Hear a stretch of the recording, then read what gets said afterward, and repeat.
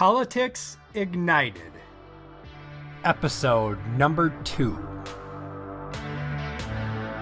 Let's do this.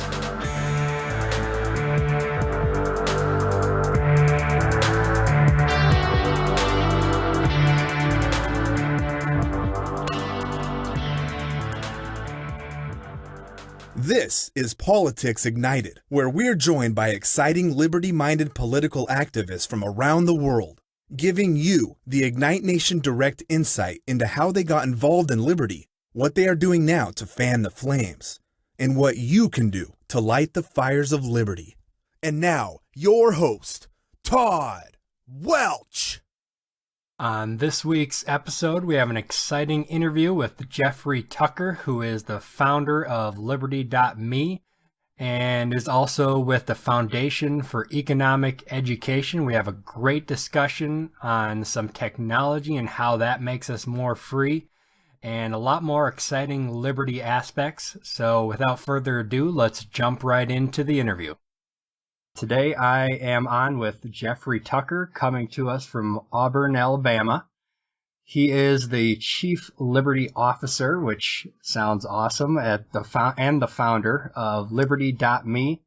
He also is the Director of Digital Development for the Foundation for Economic Education, Executive Editor of Laissez-Faire Books, Research Fellow at the Acton Institute, Policy Advisor of the Heartland Institute, founder of the Cryptocurrency Conference, which sounds very interesting, member of the editorial board of the Molinari. Is that how you say that, Jeffrey? Yes, that's right, Molinari. The Molinari Review, and author of 5 books, with your newest book being Bit by Bit, How P2P is Freeing the World. So, Jeffrey, it sounds like you're quite busy. How do you keep up with all of that? Well, I work like crazy, and I never let a day go by where I don't feel like I've done my part to make the world a little bit better. So that's how I think about it. Excellent. Well, I hope you have some time to actually enjoy liberty in there. Yeah, that's the whole point, right? If we don't enjoy our lives and enjoy our liberties, such as they are, then there's a problem. So absolutely I do. All right, excellent. So why don't we jump right in here? And before we go into some of these things that you're currently doing, why don't you just give me your story as to how you got to where you actually are? Tell us about your path towards liberty. Well, I think my first exposure to these ideas must have happened sometime when I was in high school. I think maybe I was a junior in high school, and I don't even remember how it happened, but I bumped into some of the nonfiction work of Ayn Rand, Philosophy Who Needs It, and I think it was Philosophy Who Needs It. Maybe there was her book on egoism. And I was intrigued by it, and I read it, and it sparked an interest in ideas. It didn't somehow make me a libertarian or anything like that. But I was junior in high school, what do I know? But I think that it must have planted a seed that later sort of grew, and really it took about 4 years for me to really get re-interested in the ideas. This is sometimes how ideas work. You get an initial exposure, and then it takes a long time to really come to life in some way. Our minds work that way. We're not just like robots and machines, where you hear some one message and you get convinced. Sometimes it takes a long time. I think about many issues like, that it took me 6 years to think through, to fully come around to a particular point of view. Sometimes it takes a long time. But anyway, I became an economics major when I was in college, and then I bumped into the work of Ludwig Mises at some point. And I really liked it because it demonstrated that economics is more than just a mechanistic look at, sort of macroeconomic hydraulics and their interrelationship. That economics is really about the story of human lives. And if you build bad institutions, you can destroy people's lives, destroy whole civilizations. And I was just sort of awestruck by that sudden reality, the realization that within the fabric of human liberty and within these ideas, you really do have the thing that makes life on Earth beautiful and possible, long, pretty, vibrant, thriving, you know. And I was so amazed that so few people seem to understand this point. And I guess I just developed a passion for reading about it and talking about it. And I decided to just dig in and make it my life's work. Okay, so it sounds like you kind of got the spark in high school, and it just grew from there as you learned more, researched more, and really took off in college then. Yeah, and I hadn't really, like I said, when I read Rand when I was in high school, I think I mostly used her ideas as sort of a way to show off in front of my friends. I think that's what a lot of people do when they first encounter Rand. But then later I got sort of serious about it, and I was just struck by how strangely blind people are to the beauty of human liberty itself, and just its capacity for creativity, and how it's the sort of the essential condition that makes everything else that we love in life actually possible. Without liberty, it doesn't matter what your values are. It doesn't even matter what your morality is, or what your aspirations are for a nation. Without human liberty, you really lack the means to achieve it. Mm-hmm. So coming to that realization and being struck by it's very strange, of course, every college student experiences this, but just the strange sudden realization that your professors don't understand this. You know, they're very willing to stand up in front of classes and sort of willy-nilly throw away every form of human rights, you know, in the name of equality, for example, you know, fairness, their view of social justice. And never mind that actually their plans are creating a much more violent and brutal world in which your property is not secure. You're not safe from bureaucrats. The state is, and you exist in relationship to the state as a sort of a serf, you know, with an administrator over all your life decisions. I mean, all these ideals like social justice and equality and everything, they all require a vast apparatus of state violence to impose them. And it's very interesting how you know, intellectuals can talk about the beautiful visions they want to create for the world, but they're so unrealistic and really uncomprehending of what it is they're actually, in fact, advocating. They're advocating sort of forms of slavery, essentially. And they don't want to talk about that or think about that. So often intellectuals are they re-render the state as some sort of expression of human community. You know, it's their magic fairy, you know, that floats around the world expressing the democratic consensus and helping us all realize what it is exactly we value socially. And this is just nonsense. I mean, the state is thuggish and brutal and stupid and inherently reactionary. And no matter what your social ideals are, they're all fine.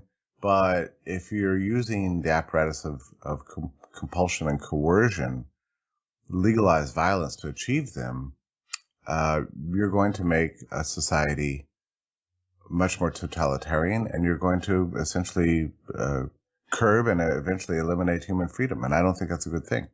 So, I mean, just realizing this sort of disconnect between intellectual ideals and the hardcore reality on the ground made me think that there was some contribution I could make to re-rendering the ideas of old-fashioned liberalism in a way that could help inspire and enlighten people in a way that hasn't been possible in the past. So I've dedicated my whole career to that goal. All right, excellent. And it's I agree 100% as far as, you know, there's always the well-meaning people out there who want to make this better or make this more equal or make things fair. But it always comes down to, if it's not liberty, then it's force. And if you're forcing someone to do these things, then in the end, as you say, it always comes down to an authoritarian type of government, which unfortunately seems to be the path throughout history that most cultures or most nations or states go for whatever reason. Why do you think it always tends to go down that route? I agree with Hayek here. Actually, Hayek has sort of believes that we all have a penchant to think that the world should be designed, that the reason things are the way they are is because that somebody made it happen. Like there was somebody with a plan who implemented it. And that is not true. There are multifarious plans. There are billions of plans. There are trillions of plans. There's infinite numbers of micro decisions that go into making up the social order. Not a single mind is behind it. And in fact, no single mind can fully comprehend it and process and render the scale of information that's necessary to achieve a viable working social order. It really is. There are sort of impersonal forces at work out there.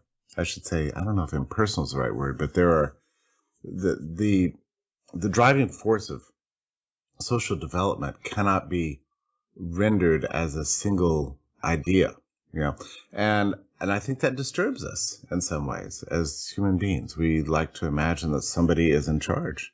And if we're afraid that nobody's in charge, then we want to put somebody in charge.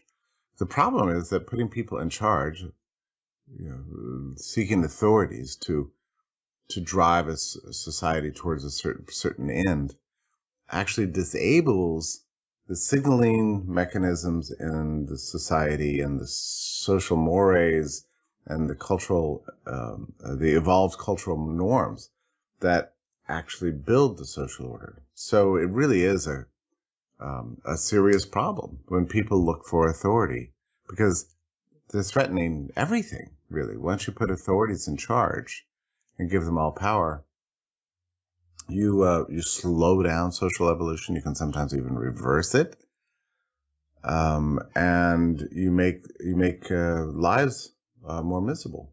I think it's difficult for people to understand at that level of abstraction. I mean, you're right, too, that throughout all of history, people long for some forms of authoritarianism. But there have been brief periods in which that's not been true. And really, there was a kind of a consensus, at least in some parts of the world, in favor of human liberty. This idea that we are far better off just letting people alone, to realize their own dreams, keep their own stuff, make their own deals, associate with whom they want, say what they want, have freedom of speech, enjoy the full dignity of human rights. There have been brief periods in history where we were working towards that, commonly cited age of laissez-faire, between the end of the Napoleonic Wars and World War I, was probably the closest we ever came. And even in that period, we were dealing with plenty of issues, concerning slavery and women's rights and that sort of thing. But we were getting there. And look what it did to the world. It changed everything. At the end of the 19th century, you look back 100 years and you could see the transformation of society, the growth, almost universalization of the middle class, longer lives, plunging infant mortality, rising incomes. Everybody had money. People had choice over work. Cities were being built. Transportation was being revolutionized. Flight, electricity, huge technological changes. It all resulted from human freedom. And it was a beautiful thing to see. So we know it's possible. We know that there can be something like a cultural, political consensus in favor of freedom. It does exist.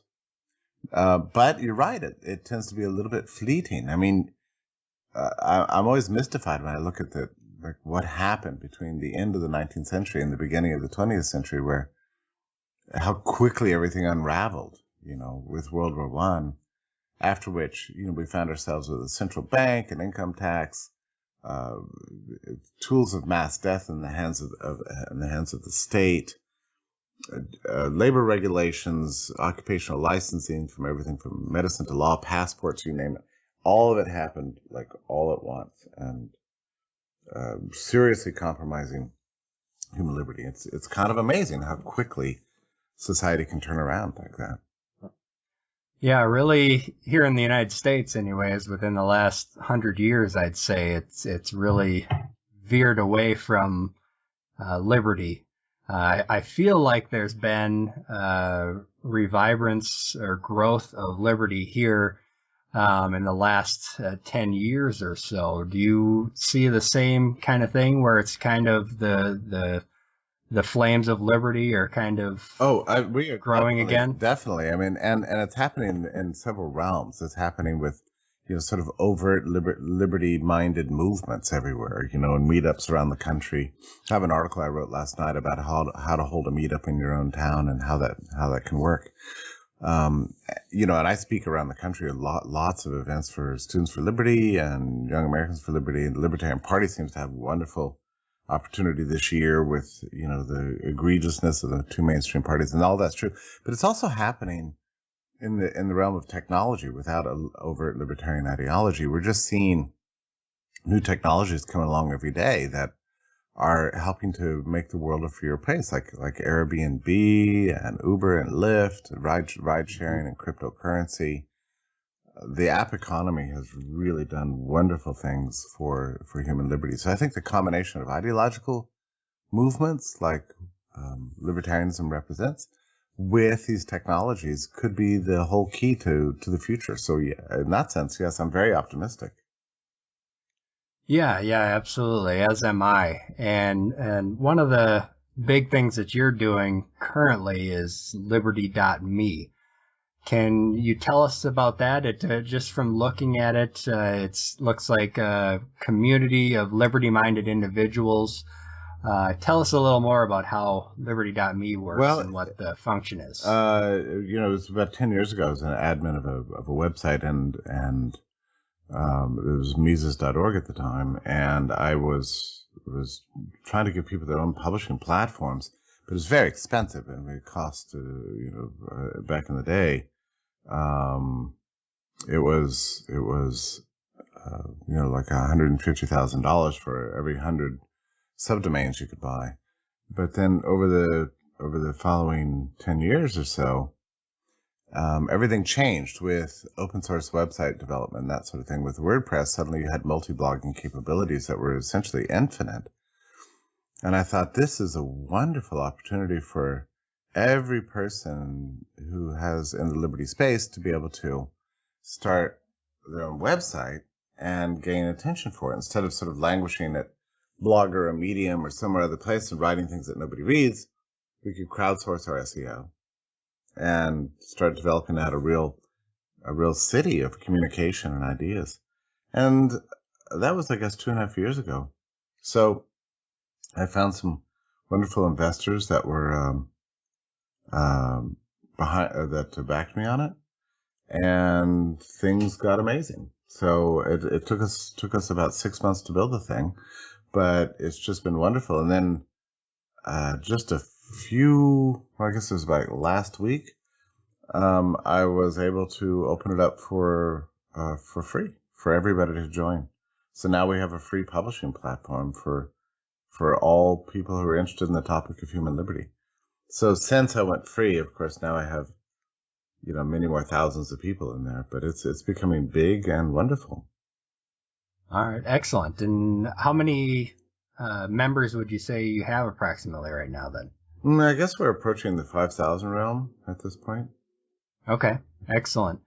So I'm definitely going to join up and check it out a little deeper after the interview here. But from the outside looking in at the website, it kind of looks like a combination of a blogging platform, Facebook, and maybe even a podcasting platform. Is that?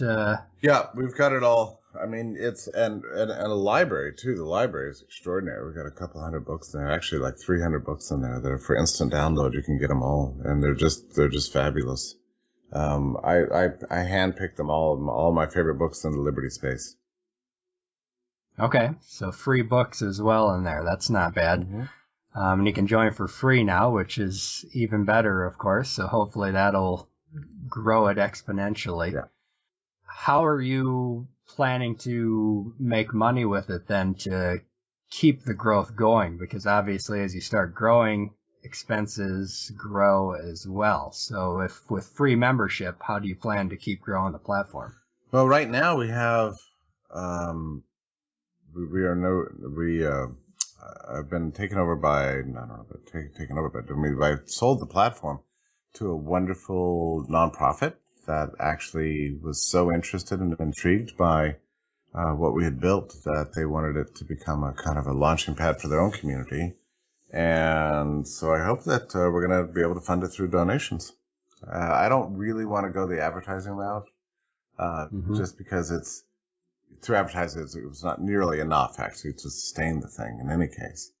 So that actually doesn't help. But the problem with the sites that are driven by advertising purposes is that they tend to sort of live for their advertisers rather than for their customers. I've seen this again and again in the web world, and I just don't really want to go that direction. I mean, there's not that there's anything wrong with advertising, but you know, I've always wanted a community that was focused on its customer base, not so much on its advertisers, you know, or donors for that matter. Yeah, you definitely hear some scary stories with Facebook's tracking of its users for advertising purposes. Now, you hope that Facebook is not misusing that information, but in a world where the United States government is forcing these tech companies to give them all this information, you never know how they're going to use your information once they start tracking you like that. Well, that's true enough. And so we don't do that. And, you know, I never thought to compete with Facebook. Facebook is a different thing. And I use it, of course, everybody does. But I really wanted a platform that was civil and focused on a topic. I really do believe that the way forward for libertarianism is not so much through political organizing, but through social organizing, friendship, community, and civility. And that's what I wanted more than anything else. And you know what it's like on Facebook. Sometimes people can just be wicked to each other, and I get tired of that. That's the one thing I can say about Libertyme as a community, is that it really is a friendly space where people can disagree and still be friends. So that's nice. Okay. Yeah, with going the Liberty.me route, you know, one of the things when I'm having a discussion on Facebook, I try to, rather than just debate with the person I'm debating with, I try to speak to everyone who might be reading that. Do you think with a very focused community like this, it maybe limits the influence of people outside the realm of that are already liberty-minded? You know, I've heard people ask this question many times, and it's always mystifies me, since the purpose of the community was to aggregate liberty-minded content precisely so that we could reach a broader audience together.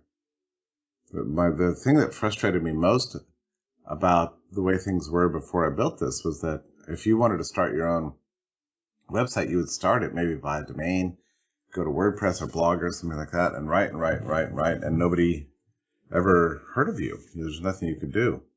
But with a site that accumulates all this sort of intellectual power in one space, you get treated very, very well by the search engines, and your search engine optimization goes way up. So you reach a much broader audience. So really that's the purpose of the site, is to kind of get liberty ideas out of its own little internal circles and broaden them out to a much larger audience. Okay. Yeah, that definitely makes sense. You would rank higher in Google and have a lot more power that way. So when someone is just searching for a topic, you're going to show up there and they're more likely to land on your articles. Yeah. So yeah, I can definitely see how that would expand the influence for sure.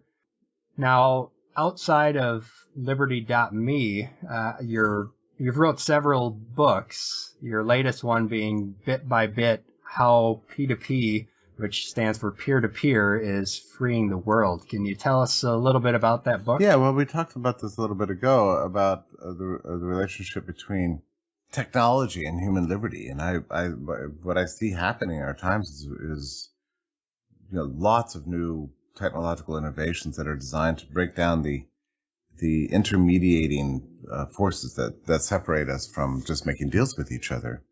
And we talked earlier about the 19th century. We were sort of entering into a P2P world back in those days.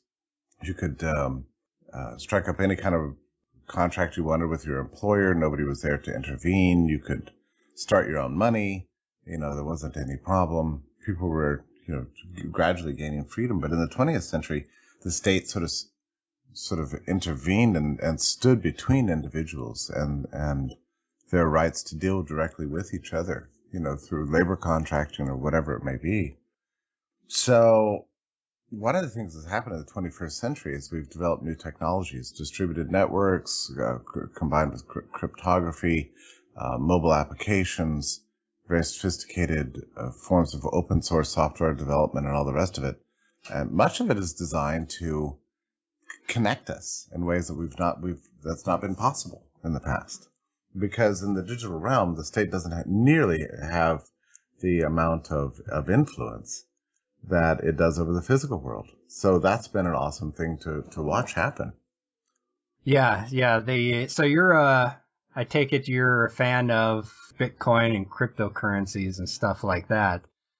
Do you think that is the future of currency, or how do you think that'll play out? I think it could be. I don't know when or how or exactly what course it's going to take, but the fact is that for the first time, essentially in thousands of years, we see a viable way to separate money from the state. Bitcoin is entirely organized outside the official banking system, and it's a permissionless system of payments and exchange that goes around central banking completely. And so in that sense, it's just absolutely incredibly beautiful. I'm just thrilled when I look at it and I see what's taking place in that sector and the amount of innovation. It's just the beginning. It's not just about new money. It's also about new forms of smart contracting and legal systems and all sorts of other things. So it's just been a beautiful thing to behold, really. Yeah, and as someone who comes from with an IT background, it's been very interesting to watch. Bitcoin now is actually accepted at quite a lot of large online retailers, and you can actually buy your goods through there. So it's definitely growing. It's been having a lot of growing pains as well, especially as the states and governments start trying to grab a hold of it or take control of it somehow. Do you see the United States at some point instituting regulations on Bitcoin to try to bring it under control, or their control, I should say? They already have, and really they began in 2014 with defining what a money exchange service really is, and shutting down with just one page of regulations many thousands of thriving businesses. It was really a disaster, and they've really attacked very hard the Bitcoin ATMs that were popping up all over the country. So the problem is that the regulators are trying to fit cryptocurrency into a conventional model of banking and money, and it's a serious problem because know your customer rules are essential to regulating national money.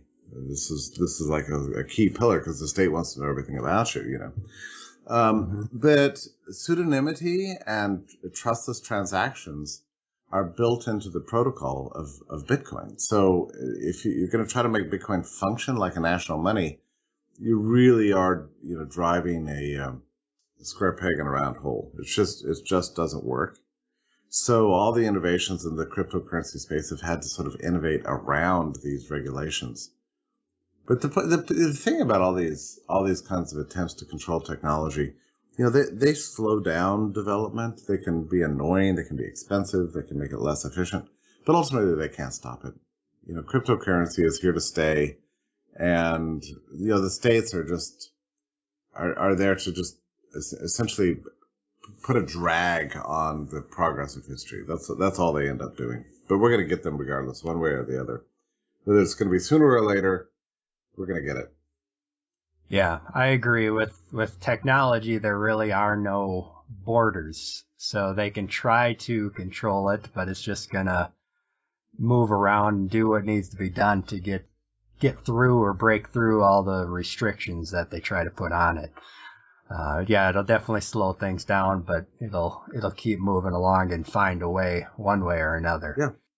All right. So, Jeffrey, what else are you currently working on? Anything else you want to touch on before we move on? One of the things that's been very exciting for me over the last 18 months or so, I worked for the Foundation for Economic Education, which, you had said earlier that the ideas of liberty seem to be making progress over the last 10 years. And I think that's true, but actually, it takes a long time for an idea to sort of germinate and grow. Foundation for Economic Education was founded in 1946 in the midst of really a very dark time in American history. Prices were controlled, wages were controlled. We had just finished, finishing up a gigantic, murderous Second World War. The cult of the presidency was everywhere. And people had really forgotten about the ideas of liberty. And Leonard Read at the time established fee as a kind of a bright light, on the horizon, just there to remind people about what freedom is and what it can do for the world. And he took in some refugees from abroad and gave a platform to people like Libertyme and Friedrich Hayek and some other great thinkers. And he was just a very important player in the world of ideas all throughout the 1940s and the 50s and the 60s. And it was also the first freedom-oriented think tank, certainly in the United States, maybe in the world. I'm not sure about that, but I think that might be true. And so eventually it came to be copied, by many others, and that's good. Good ideas are copied, and that's a good thing. But FEE kind of lost for a while its sort of edge, I think, a little bit. And and really was not innovating at the pace that maybe it should have been. Well, we eventually, over the last 2 years, sold. Well, Larry Reid became president in 2008 and really began this effort to refurbish the place. Hired me about 18 months ago. The building in New York sold, so we got out of our physical space, and I put all my efforts into building this digital property called fee.org. And in that time, we went from being, a minor player in the world of ideas to now being the second largest liberty-oriented trafficked website in the world, and we're getting about 1 million users per month now logging on. You've probably seen our stuff shared very, very widely. We're taking advantage of all the newest technology, all the coolest tools, and really rocking it very hard and in a wonderful way. So I'm really proud of the work I'm doing there. In some ways, I don't see it as my work, what I'm doing. So I'm working for people like Leonard Read and Ludwig Mises and Henry Hazlitt and some of these great people that were so closely associated with Phoebe Rosewater Lane and Ayn Rand, and helping to revive their ideas and reapply them in ways that make sense for the rising generation, with the hope of making the ideas of freedom familiar and credible in a mainstream culture. So I'm enormously excited about that. I think that, people these days are learning in different ways than they did in the past. They just don't learn from professors. They don't learn from mainstream newspapers. They're reading their feeds. They're trying to find articles and content that really relate to their lives. So that's what we're doing at FEE. We're trying to find ways to really plug into the experience of the young generation in a way that highlights the role of human liberty in their lives and the life of a nation. So that's what it's all about, and I'm super excited about the work I'm doing there right now. Okay, excellent. So it's kind of like a think tank combined with news and bringing it all together and trying to spread that information and get it out to people who are looking to find out more about liberty type topics. Yeah, that's right. All right, perfect. And that's fee.org? That's right. FEE.org, which stands for Foundation for Economic Education. That's right. All right, excellent. I will check that out as well and put that in the show notes. One thing I just like to mention real quick, if anybody wants to find out about anything we're talking about here, I'll have all the resources at www.politicsignited/002, which this will be episode number 2, so 002. And they can check all that out there and have links to Liberty.me and your book and the Fee Institute as well. And they can check that all out. I'm going to move on here, Jeffrey Tucker, to a section that I call the Liberty Flame. And it's basically just get your Liberty opinion on recent topic or headline. And one thing that's pretty hot right now, especially with the presidential elections ongoing, is the concept of immigration or illegal immigration. Where do you see a liberty-minded person fitting into that debate? How would you see working with immigration or fixing immigration or illegal immigration, as it may be? Well, I favor the libertarian solution, so it doesn't surprise you. I'm completely in favor of total open borders. This is a gigantic country. Human beings are assets. We need more immigration than we have. We have a prohibition on immigration right now, and it's really been a disaster for the country. I think it's one of the reasons our economic growth is so slow. We desperately need immigration as people from all over the world wanting to come here to work and to be entrepreneurial. Immigrants, all the data shows the immigrants are much more entrepreneurial than our own natives, and they tend to save more, they work more, they're more creative, they've built the prosperity that America's always had. So when in the 1920s, the U.S. turned against immigration for the first time, basically for really bogus eugenic reasons. I think it was a catastrophe for our country. So yeah, I think the old libertarian idea is right. I think we need complete open immigration, as in no passports or anything. I think there should be, I don't even care about work permits, really. That doesn't necessarily mean citizenship, but I would just love to see a restoration of free migration. And really, free migration and human liberty are just inseparable. It's just like free trade. It's really no different. U.S. excluding people on this current level is really tragic. I was reading an article just a couple of days ago about the refugee crisis. I mean, the U.S. the U.S. caused the refugee crisis in Europe. I mean, through its stupid wars, and the U.S. is not taking in refugees. So, it's amazing. It's infuriating. You can see why so many people in the world, are upset with the U.S. all the time. I mean, here we caused this egregious crisis all over Europe with the Iraq War and the intervention in Libya and Syria, and then it comes time to actually address the humanitarian catastrophe that resulted, and the U.S. is keeping all the immigrants out. Just based on pure nativist fear mongering from the likes of Trump. Yeah, it's really deeply, deeply tragic. I agree there's obviously some arguments against that, so get how you would address those. One that I hear, which I think is kind of laughable, is that, they're going to take all of our jobs as if it's a zero-sum game. So how would you address that?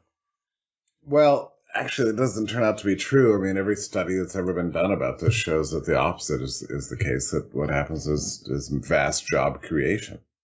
And if jobs can be done more cheaply than they're presently being done, that's actually good for capital expansion. It's good for business and leads to a growth in wages and a growth in job opportunities over time. So, keeping people out with talent is a very bad idea, actually, and it's extremely short term, and it's essentially unsustainable. I mean, I think about the way the digital world works right now. I mean, like, I could hire people for fee from abroad to come and work, and they come here and save money, and become vibrant participants in the economy and culture and everything else.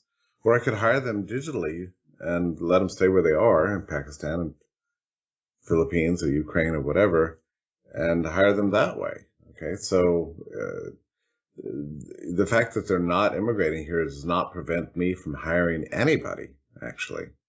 Not today. What we're missing out on is their contribution to national life, really.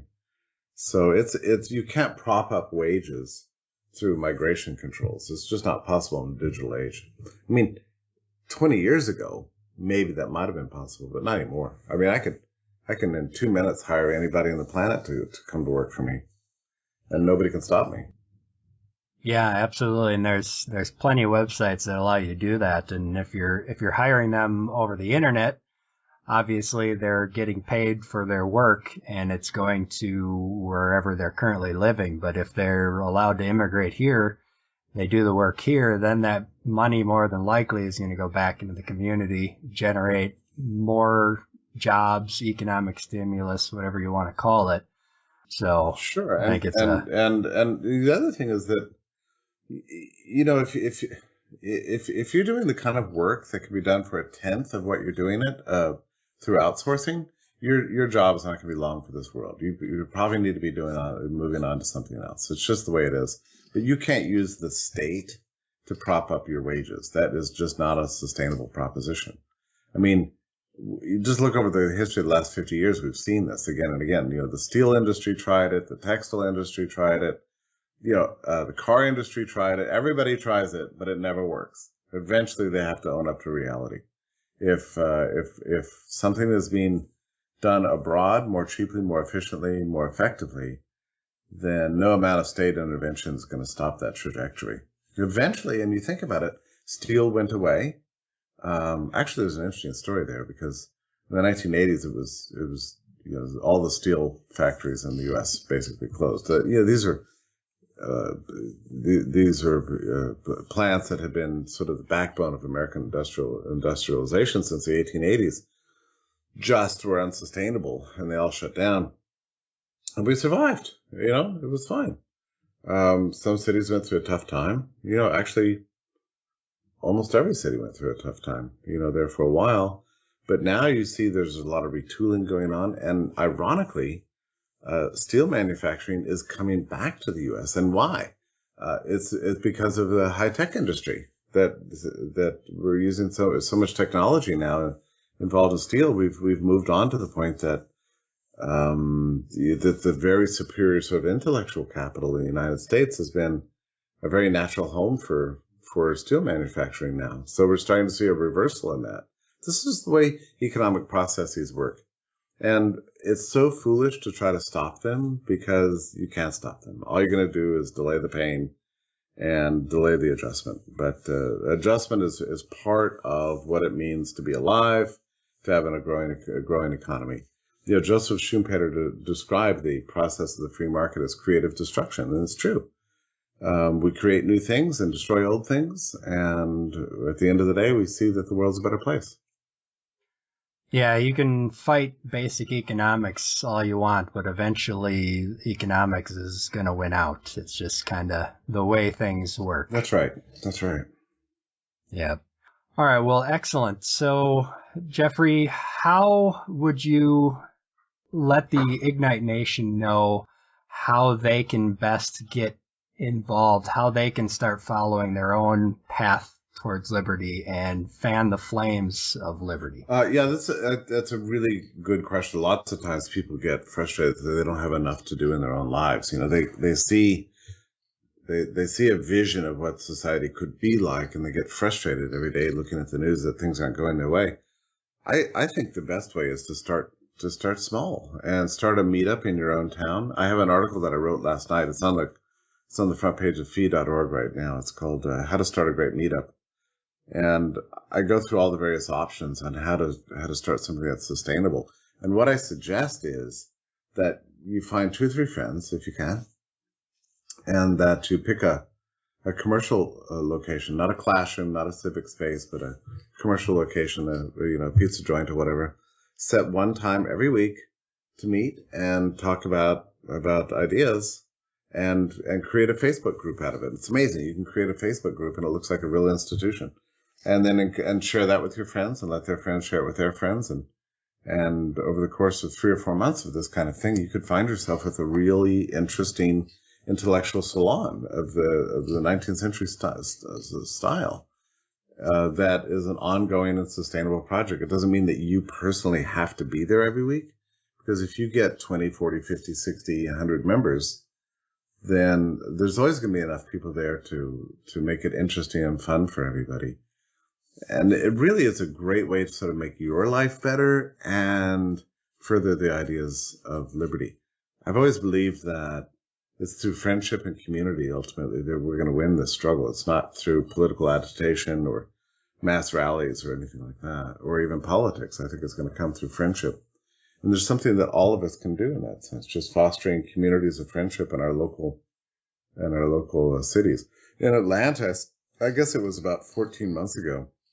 I live in Atlanta, by the way. You mentioned that I was in Auburn. I'm not. I'm in Atlanta. But when I moved here, I established a group I called Anarchy in Atlanta. We just met at a pizza place, 6:30 on Wednesdays, every week. I didn't go every week, but I try to go, a couple times a month maybe. And we started with something like 4 people, and then it grew to 12, and then 20. And when John McAfee, who's running for the Libertarian Party for president, came to town, he said, "Oh, and by the way, the group, yeah, we've had as many as 100 in the past. You just never know how many people are going to show up. It's kind of fun that way." But when he was coming to town, he wanted a place to speak, and I said, "Hey, come to my group, Anarchy in Atlanta." He looked on the Facebook group. It now has something like 250 members, and he showed up, and sure enough, we had, I don't know, I think maybe 150, 175 people come to hear him. And this is a group that didn't even exist, 14 months ago.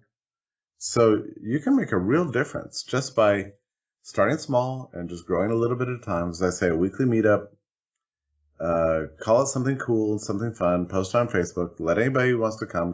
We don't have anything to hide. We're just about human liberty. That's all it's about. We're not a secret, Gnostic cult or anything like that. We're open to the world, and build it slowly. And you'll find that over time, over the course of a year, that you will have made an important institution and made a difference in people's lives. It's a wonderful thing to do.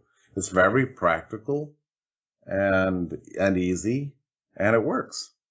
Yeah, I agree. I've used meetups in the past to build local liberty communities here where I live in Wisconsin, and they work well. You can really grow a good group there, get some really good new friends that you can work with, and really start spreading liberty in your area. And the bigger the group grows, the more influence outside of that group you're going to have. And, while political rallies and big events are a lot of fun, once those are done, you have to continue that in your local area and really connect with people locally to keep growing the grassroots, as it may be. That's really true. And it's something that we can all do. And, I think that change in the world is a slow process, but I don't think it's going to be possible outside of these sort of small local groups of friends. I think it's just a wonderful way to make your life better. And plus, who doesn't want a nice hangout to go to? I mean, it's kind of fun. Like I say, you shouldn't feel an obligation to attend, but if it occurs every week, and that every Wednesday at 6:30, you're going to have some friends hanging out, drinking a few beers and talking about cool subjects, that's kind of an awesome thing to be aware of, and some days you might be too tired from work, you can't go, but actually what you find is that it's a real sort of relief, a real departure. That's why I like to put it in the middle of the week, because it's a kind of a diversion. It's a chance to experience a little bit of the weekend in the middle of the week. And so people look forward to it, all the time. And it's surprising how high the attendance is every single week. And people just love it. And people come from far away. And also when people come, by the way, where in Wisconsin are you? In the Eau Claire area. about hour east of Minneapolis. Okay. Yeah. Yeah. Okay. But when people come to town, they'll have a place to hang out too. So of course, I'm in a big city, but when people come through town, they always want to come to be at Anarchy in Atlanta. So it's fun. It's a fun way to make a difference. Excellent, excellent. So there we have it. We can start building our meetups and just get a few people, start growing that and growing your sphere of influence. A great way to get involved and start learning from other people and grow your knowledge of liberty as well. So, all right, Jeffrey, I think that about wraps up the show. So I really appreciate you coming on here and talking with us. It's been fantastic. Any last things that you want to say before we finish up here? Well, I would just urge everybody who's interested in liberty to not get discouraged, to remember that there's hope, don't despair. We have to get creative, stay active, be courageous. We've got a world to win, so let's go do it. Perfect. Well, thank you again, Jeffrey, and you have a fantastic day. Thank you. My pleasure. Bye-bye. Okay, so there you have it. What did I tell you? Another exciting interview there with Jeffrey Tucker, the founder of Liberty.me and director of digital development for the Foundation for Economic Education. Touched on a lot of great subjects there, from immigration to authoritarianism to how technology such as Bitcoin and Airbnb are helping to advance liberty and freedom in society today. So again, I appreciate all of you out there in Ignite Nation. I appreciate you joining me, and keep lighting the flames of liberty around the world.